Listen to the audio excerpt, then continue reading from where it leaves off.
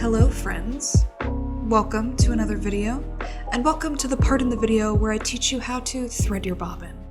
So if you've never done this, know that step number 1 is to be frustrated.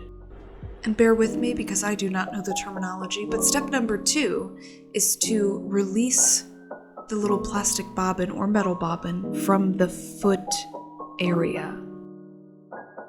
Then you're gonna unthread your thread from the machine and yank on it if you need to.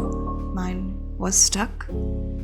Once you release the thread from its mechanism, you're going to thread that piece of thread into the little hole from the inside to the outside of the plastic or metal bobbin. And pull it through just so you have a little bit of extra to hold on to.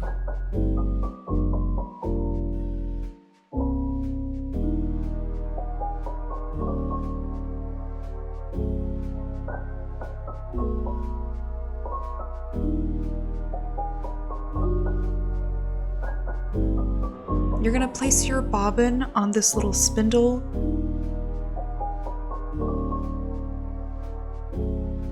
Push it to the right. Make sure that your needle is put up. It's usually on the right hand of the machine. You're just going to press that in. Whichever kind of machine you have, it should have something like this to make sure that it's taut. Press the pedal. There you go.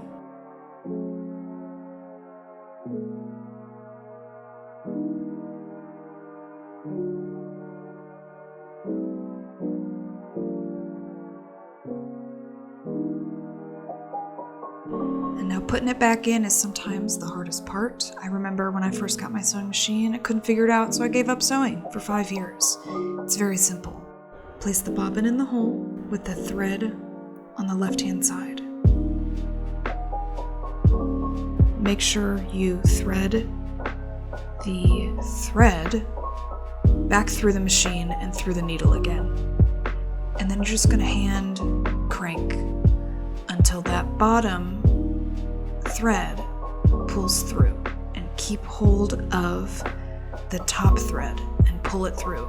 And then I take a pair of scissors and just kind of push it through, and then it's threaded.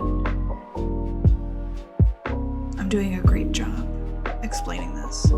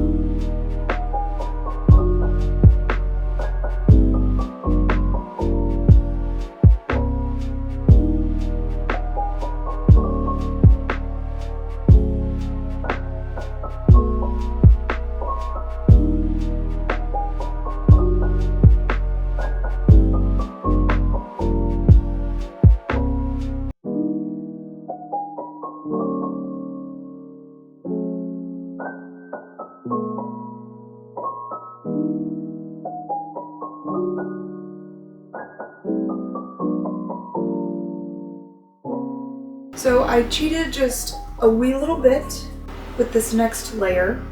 At the beginning of this saga, I thought I would start with the perimeter first. And so I did the longest row first of the patterned squares. And then I realized that I need to start on the inside, so I put those aside. But I had like, I don't know, 24 feet of pre-put together pieces. So for this layer, I just used those. I just cut off and measured out the ones I needed. I need, I'll put a picture up. I need 13 on each side, and then 17 on the top, 17 on the bottom. We've got the quilt. It's humongo right now. I think, you know, it's not a twin size yet because the dimensions aren't right, but it's definitely like throw blanket size. And literally it's just exponentially growing. I'm adding length to all four each time, and it's 4 inches each side. So it's 8 inches total on each side. Now 8 inches, it's more like 6 because of seam allowance, and based off the footage that you've seen, I am not lining things up to a T. It's a messy quilt, you know? I don't even think if I got good, if I would ever want to take my time with it. But I really like it. I think it's turning out just fine. And it's huge, like, it's huge. I'm gonna have to start thinking about the backing material soon. I've been watching some videos on how to back quilts because I've never backed a quilt. Well, that's not true, but I've never backed a quilt correctly. I redact what I said at some point that I've never made a quilt before. I've made one quilt before. I didn't back it the way that I'm gonna back this one.